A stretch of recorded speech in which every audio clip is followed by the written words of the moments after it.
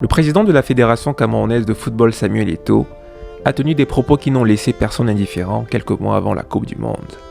Certains ont manifesté de la moquerie vis-à-vis de ses dires, d'autres de l'étonnement.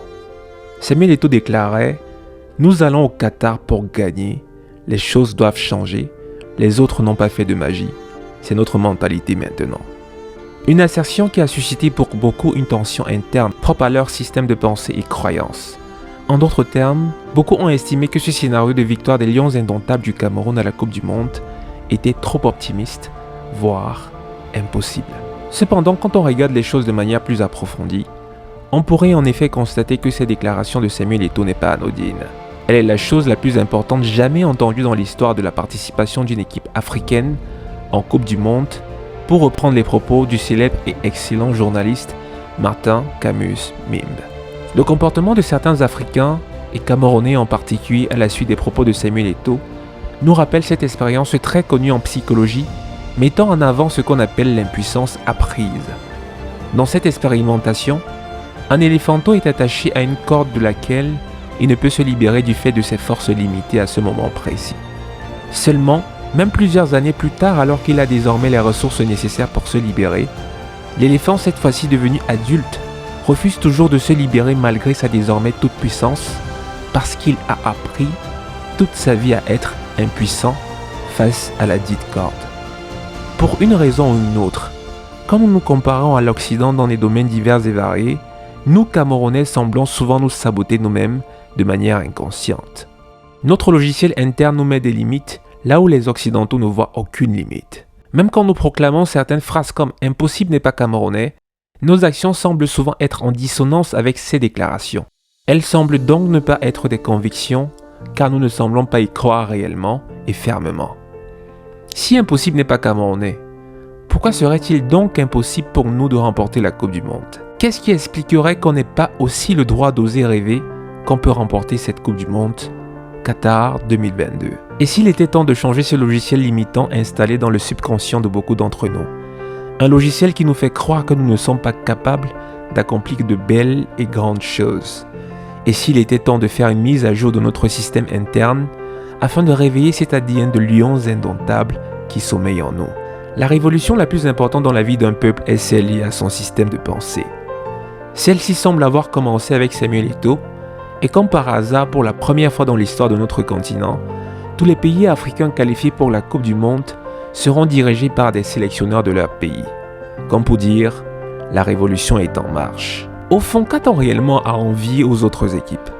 Quand on regarde les faits, on a des joueurs qui non seulement jouent dans les meilleurs clubs au monde, mais ont d'importantes responsabilités et se voient tutoyer pour beaucoup les meilleurs. Permettez-moi de citer André Onana, considéré par beaucoup comme l'un des meilleurs gardiens au monde.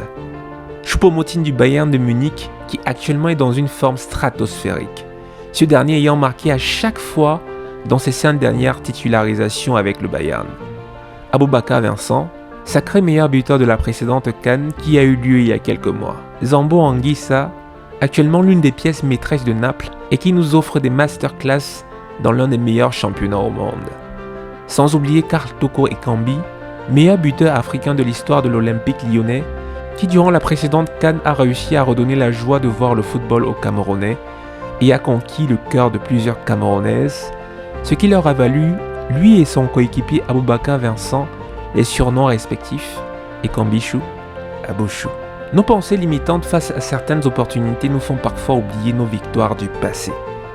Laissez-moi vous raconter rapidement notre passé.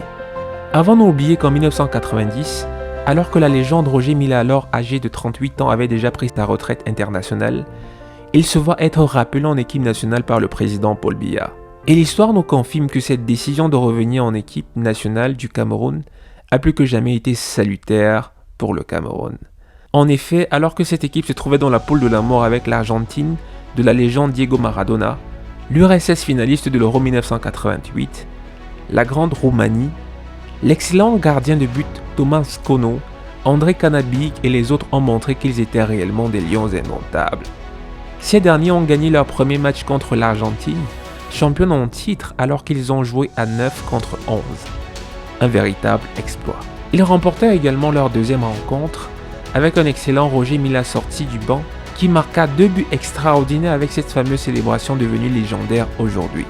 Ce qui leur octroya bien évidemment une qualification pour les quarts de finale. Ceux qui ont regardé ce match de quart de finale face à l'Angleterre savent quelle a été l'émotion qu'il pouvait dégager. On a vu un Cameroun qui a dominé contre toute attente l'Angleterre dans un match stratosphérique qui est allé en prolongation avec une équipe nationale du Cameroun qui a dominé son adversaire tant sur le plan du jeu que du score pendant une bonne partie du match. Hélas, du fait de la fatigue de plusieurs joueurs de l'équipe nationale du Cameroun, cette dernière s'est vue perdre ce match 3 buts contre 2 avec 2 pénaltys marqués par l'Angleterre. Néanmoins, ce parcours des Lions indomptables restera à jamais gravé dans l'histoire puisqu'il a inspiré les générations futures. À titre d'exemple, l'excellent gardien de but Buffon avait fait savoir qu'il est devenu gardien de but à la suite de la prestation de Thomas Kono au Mondial 90 et a tellement été marqué par ce dernier qu'il a appelé son premier fils, Thomas, pour lui rendre hommage. Et si l'histoire devait se répéter, car les uns et les autres semblent nous dire que nous sommes dans la poule de la mort, comme ça avait pu être le cas en 1990. Et si nous faisions mieux que nos pères, c'est-à-dire aller plus loin que les quarts de finale, montrons au monde que nous sommes des lions dont les caractéristiques sont la force, la résistance, la férocité. Qui plus est, montrons que nous sommes réellement des lions indomptables. Démontrons tout simplement à l'humanité qu'impossible n'est pas camerounais. Ouais, eh bien, imaginez un match de foot. Vous êtes encore avec le foot? Non, s'il te plaît, Nairobi, écoute. Imaginez un match du mondial. Et à l'affiche, on a Brésil contre Cameroun. Eh bien, on passe au plan Cameroun.